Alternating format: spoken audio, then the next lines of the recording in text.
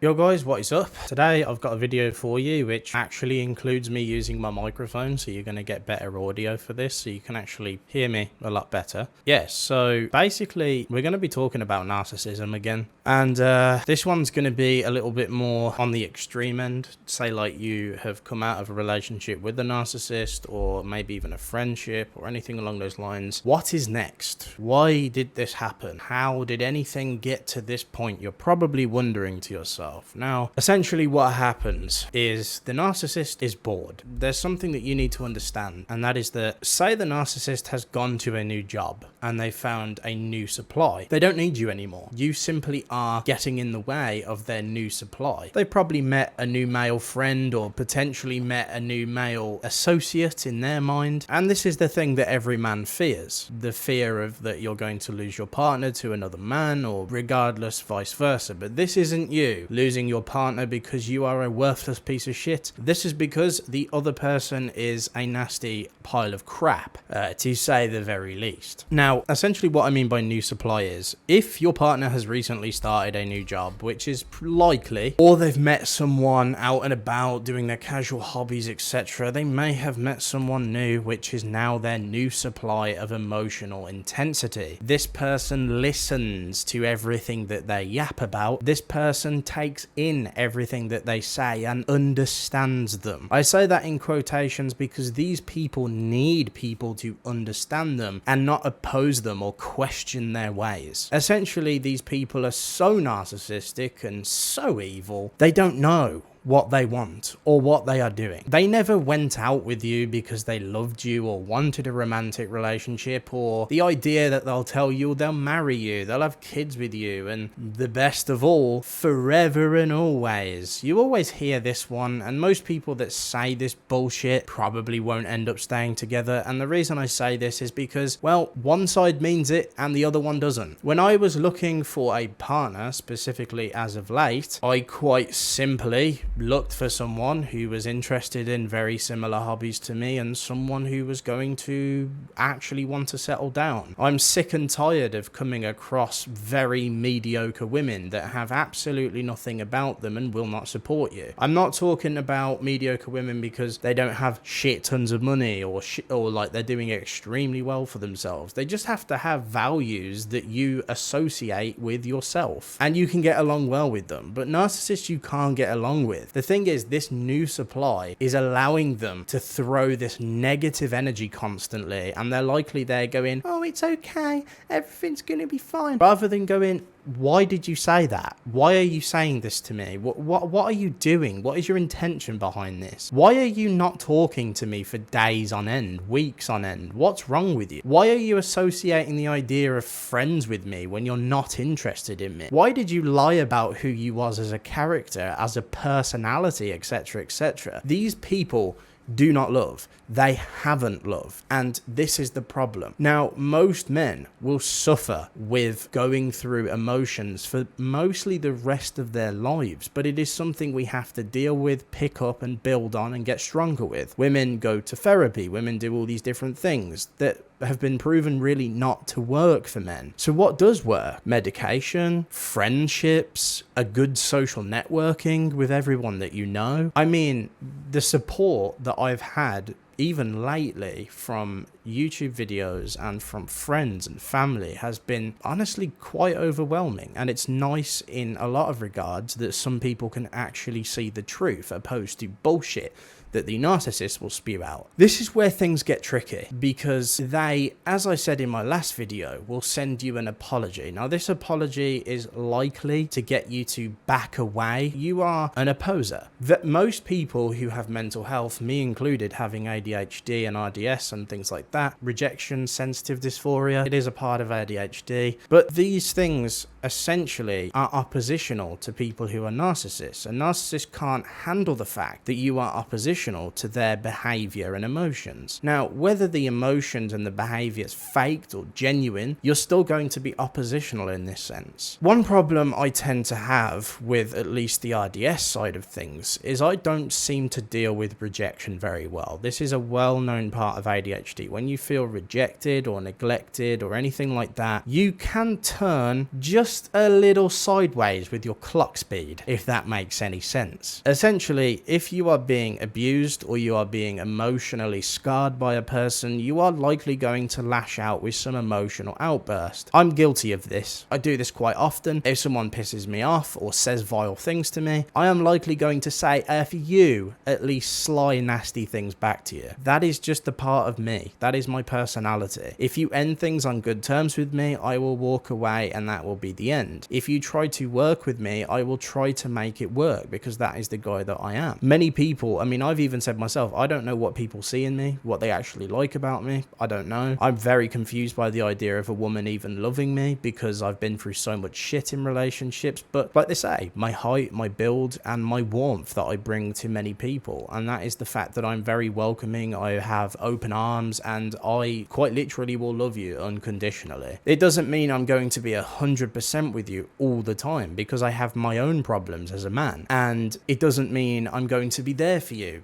every single day non-stop when you're going through stuff. It needs to be on equal footing. The person needs to be there for you, you need to be there for them. If one's coming in, the other one doesn't, see, there's no connection. That's where you collide and you have this strong bond because you are helping each other out. You are essentially key points to each other's lives. Now, what a narcissist will say is that your relationship was their destiny. You met and you did this amazing thing, blah, blah, blah, blah, blah. It isn't true. None of it's true. They faked who they were as a person. That should be enough to know how vile of a human being that person is. If you're faking yourself as a person, explain to me how you thought for a second getting into a relationship was a good idea. And I'll tell you why. Because they're lonely. They didn't have friends. They were lost. They needed someone like you. A good person. A good, independent, strong man. A good, independent, strong woman. And now you are being abused by said person. When you work in codependence, this is something narcissists tend to do all the time. They need a lot of space. They need a lot of fucking support. They need you to listen to their BS even when it's unfactual or probably lies, and sit there and take it all like a good real man would do. A real man really would say to this woman, fuck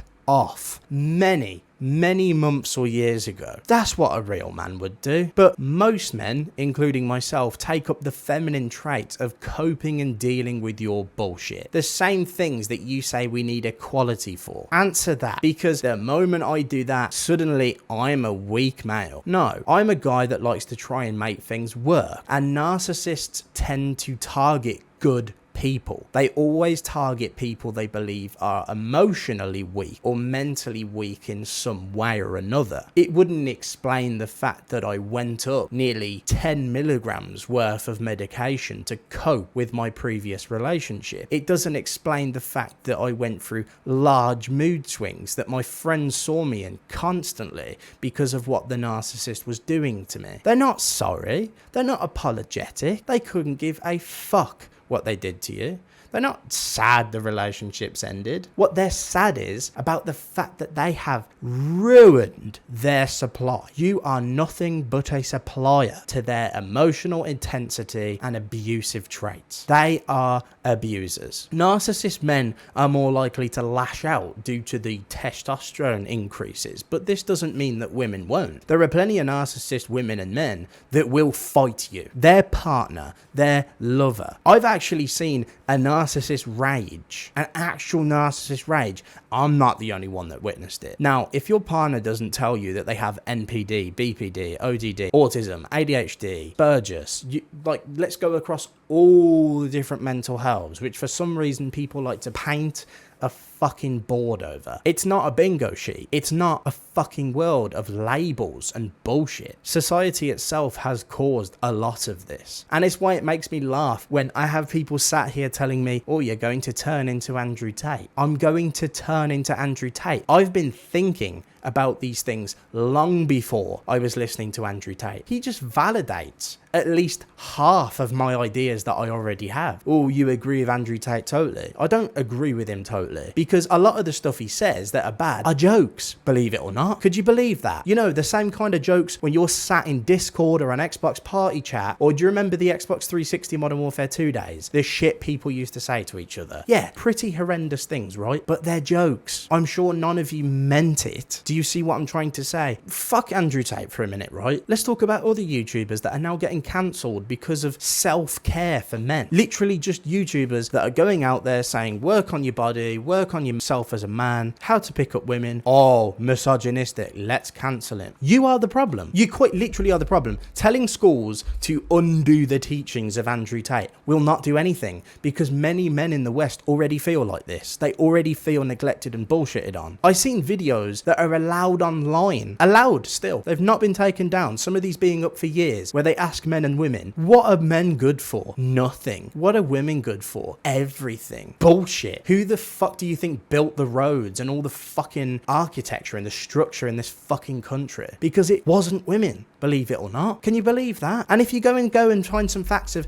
yeah, but girlfriend or mum's a construction worker. Oh, wow. Yeah. Well, she wasn't back then when all of this was built. Right now, a lot has changed drastically. Things have changed so drastically that there is literally people defending fucking narcissism, defending people with these serious illnesses that quite literally describes to a T an asshole, a bad person, a piece of shit. And that's just okay. People seem to think, oh yeah, well, the medication makes me worse. Does it? Does it really? Because guess what? When I was taking medication, I went extremely suicidal and terrible for nearly 2 or 3 weeks when I first started taking it. Once that 3 weeks was gone, I felt fucking amazing. It worked. It did everything I needed it to. But it didn't just work on its own. I had to put the work in too. Whether you're a fucking man or a woman, put the fucking work in. Stop blaming other people for your problems. Stop trying to make people feel worthless or like they are nothing, because this is exactly what narcissists do. Especially female narcissists.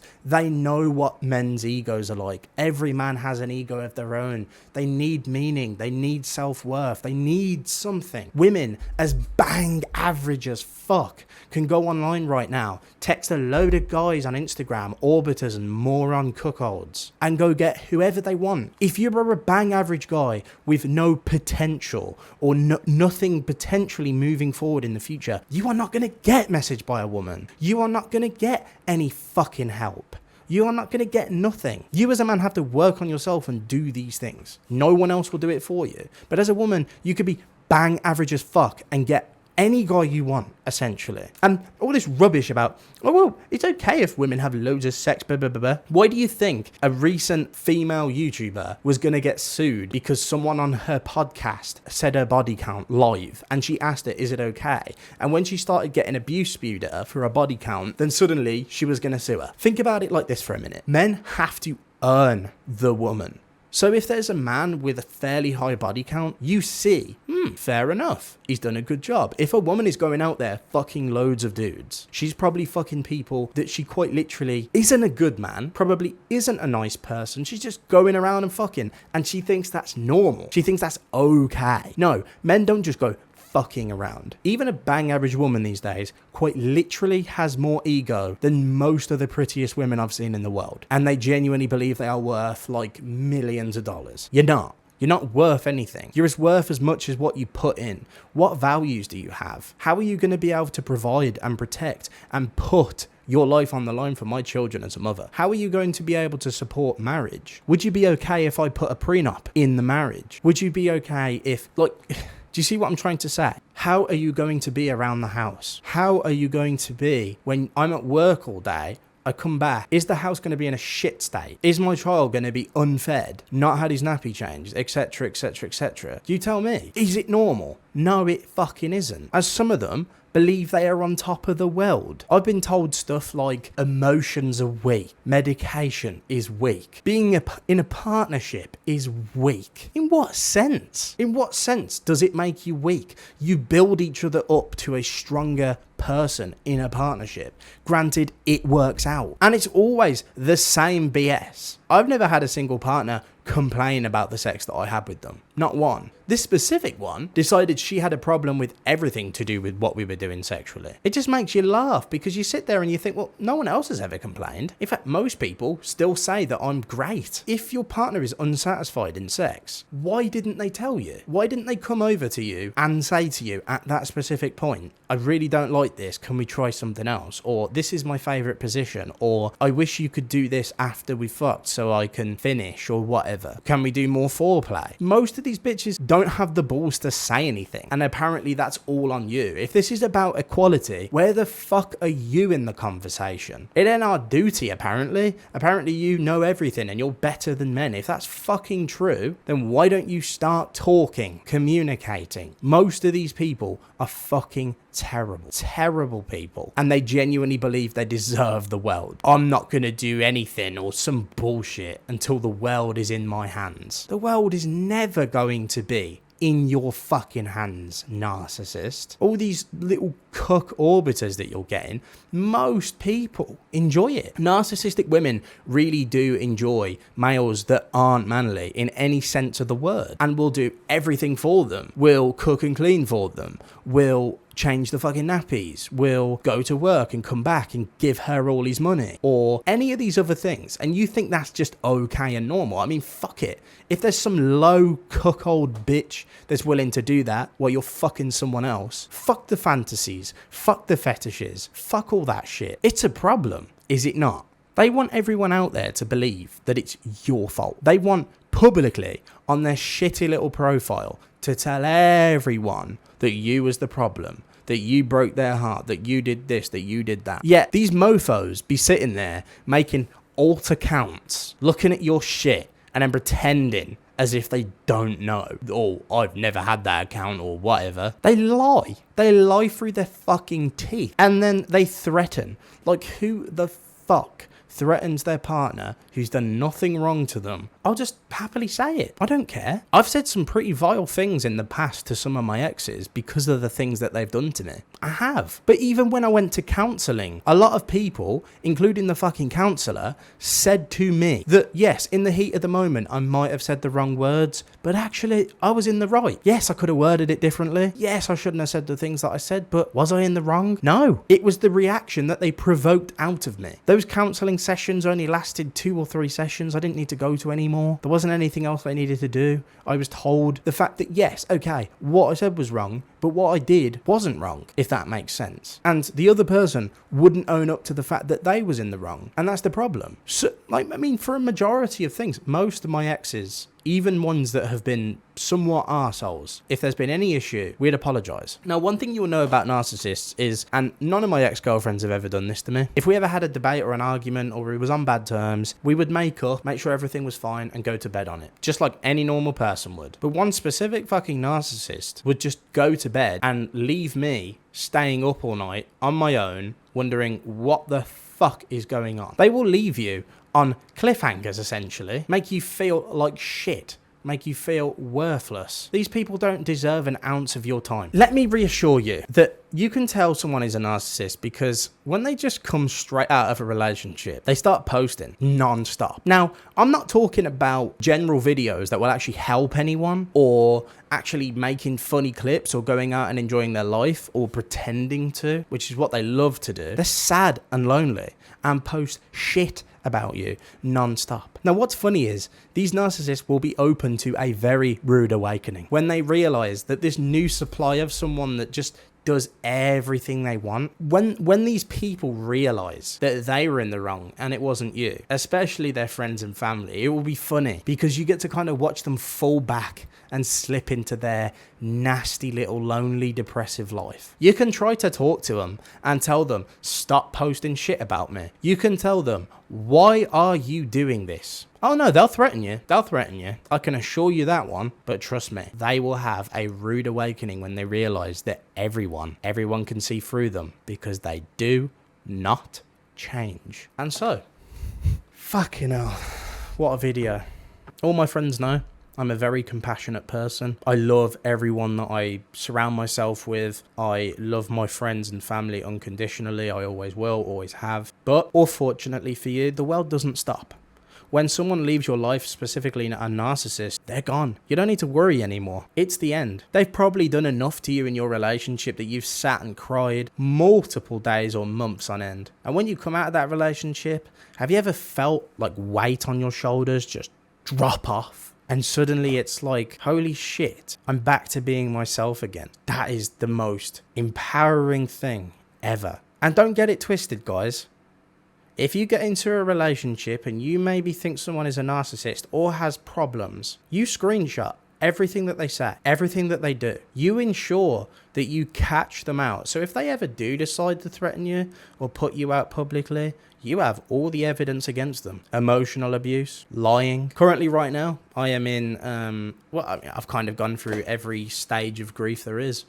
I've gone through the kind of separation phase. I've gone through the understanding of a new routine. I've gone through crying, upset, etc., etc. Like right now, the best thing you can do as a person is the narcissist wants to rationalize everything in their head. They want to understand why. Yeah, they're liars, they're cheaters, they're despicable. They don't have to actually be with someone or have sex with someone, although that is easier for them. Because I remember one thing someone said to me, oh yeah, have sex because men get emotionally attached during sex. But yeah, so literally, boys and girls, of course, I'm back on the new challenge of doing push-ups every day, lifting weights again every day, going through protein, getting creatine, and I'm going to start losing weight and sorting my fucking life out again. I'm going to be better than I ever was before, and I can't wait to see the look on people's faces when they go back through the jealousy phase. It's going to be fun. I'm going to enjoy it, and you should too. Love you all, and peace, and I'll see you in the podcast video and the next Valorant parts.